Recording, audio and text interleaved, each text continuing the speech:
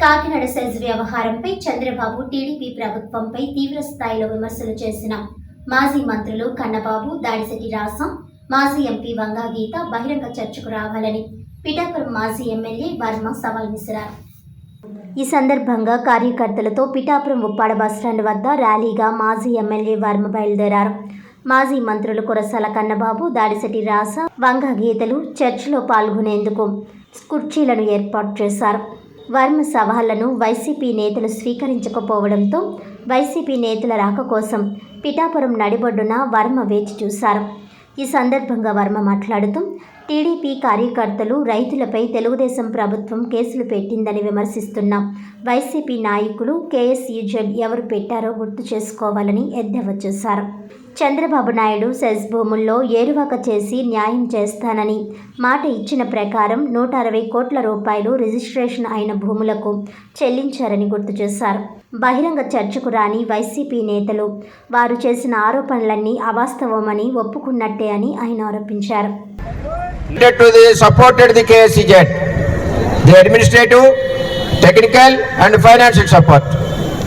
ఈ ప్రకారంగా మేము ప్రభుత్వం అంతా కూడా వాళ్ళకి సపోర్ట్ చేస్తామని చెప్పారు. ఇది Lakshmi Parthasarathi garu principal secretary wrote a letter to G.K. Pillai, additional secretary to Government, Minister of Commerce and Industry, Government of India, New Delhi, with the above promises from Government of AP, letter DOLR number 16115 dated 9/6/2005. రైతుల మీద లాఠీ చార్జీలు చేసి 36 కేసులు YS Rajasekhara టైంలో పెట్టారు. ఒక 7 కేసులు SC కేసులు, అందులోనే అధికారులతో కేసులు, నాన్ బైలబుల్ వారెంట్లు ఇచ్చి జైల్లో వేయించారు. ఇవన్నీ కూడా తక్కువ ధరకు భూములు లాక్కున్నారు.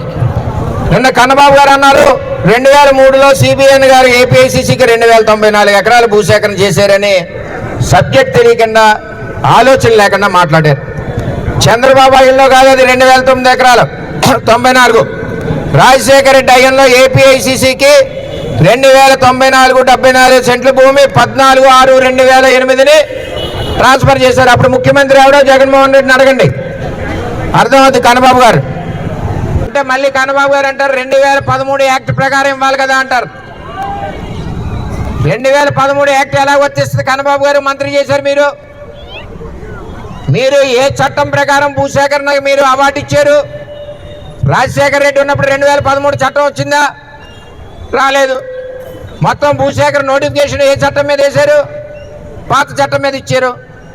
2013 ముందు అయిన భూసేకరణ 2013లో కొత్త చట్టం ఎలా వర్తిస్తుంది? అది కూడా తెలియదు, మంత్రులు అయిపోయారు.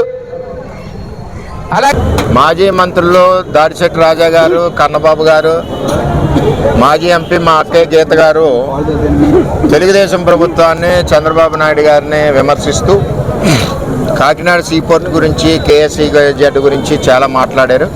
ఇదిగో కన్నబాబు గారు ఇలా దగ్గర రండి, గీత గారు, రాజా గారు ఇలా కూర్చోండి. ఇక్కడ ఉన్నారు ముగ్గురు.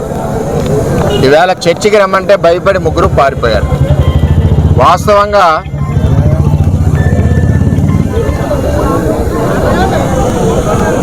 DOLR number 16115 dated 9/6/2005. అలాగే DOLR నెంబర్ KSCZ/ONGC/PSCIP డేటెడ్ 7/10/2005.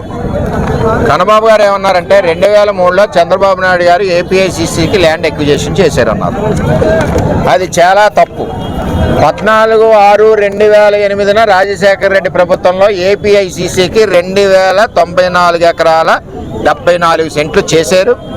తెలిసి తెలియక మాట్లాడడం మంత్రులు, మాజీ మంత్రులు అయి ఉండి మాకైతే చిన్నతనంగా ఉంది, మీకు ఉందో లేదో కానీ తెలియదు. ఇది ఈ డిఓ నెంబర్లో 2 లెటర్లో ఏదైతే చెప్పానో స్పెషల్ ఎకనామిక్ జోన్ అన్నది మన కొత్తపల్లి మండలం, తుని తొండంగి మండలంలో పెట్టడం జరిగింది. దీనికి కారణం అప్పటి రాజశేఖర రెడ్డి ఓఎన్జీసీతో ఎంఓయూ చేసుకున్నారు. ఈ డిఓ లెటర్లో క్లారిటీ ఉంటుంది. ఎంఓయూ చేసుకుని ఓఎన్జీసీ వస్తుంది కదా, పిల్లలందరికీ ఉద్యోగాలు ఇస్తారు, మీరు భూములు ఇవ్వాలంటే అందరూ కూడా మంచి స్పీడ్గా భూములు ఇచ్చారు. ఇస్తూ అదే ఓఎన్జీసీతో ఇదొక స్కామ్. ఇది మాకు వైబిలిటీ అవ్వట్లేదు, ఇక్కడ టెక్నికల్గా ఇబ్బందులు ఉన్నాయి, మేము డ్రాప్ అవుతున్నాం అంటే ప్రైవేటు వ్యక్తి కాకినాడ సీపోర్ట్కి వాళ్ళు మరి అదే కేవీపీ రామచంద్రరావు పక్క పక్కన ఉంటారు, రాజశేఖర రెడ్డి గారు ముగ్గురు కలిసి అతన్ని బినామీగా పెట్టుకుని ఈ ఎస్సీజెడ్ భూసేకరణ స్టార్ట్ చేయడం జరిగింది. ఈ విధంగా రాజశేఖర ప్రభుత్వం మన రైతుల్ని 10,000 ఎకరాలకు సంబంధించిన రైతులందరినీ కూడా రోడ్డు మీద పెట్టి కేవలం ఏంటంటే రాజశేఖర రెడ్డి పాదయాత్ర రావడమే మన దరిద్రం. ఆ పాదయాత్రలో ఈ కన్ను పడడంతో ఇక్కడ 10,000 ఎకరాలని దోచుకున్నారు. ఇవాళ కాకినాడ సీపోర్ట్ కేవీ రావుని గన్నలతో బెదిరించి మరి ఈరోజు ఆ పోర్టుని రాయించుకుని దాన్ని కూడా దారాదత్తం అరవిందో కంపెనీకి చేసిన ఘనత కూడా జగన్మోహన్ రెడ్డి. ఇంకా వ్యాపారస్తులు ఎక్కడొస్తారు, ఇండస్ట్రీలు ఎక్కడొస్తాయి? ఎవరన్నా ఆస్తులు సంపాదించుకుంటే నేరమా?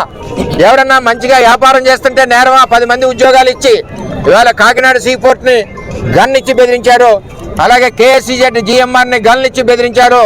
2 ఆస్తులు లాక్కున్నారు.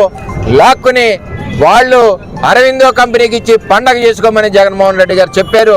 ఇది చాలా దారుణం, దుర్మార్గం. దీని మీద సిఐడి ఎంక్వైరీ చేశారంటే తప్పు లేదు, ఏ ఎంక్వైరీ అన్నా వేయచ్చు, వేసి దోషులను పట్టుకోవాలి.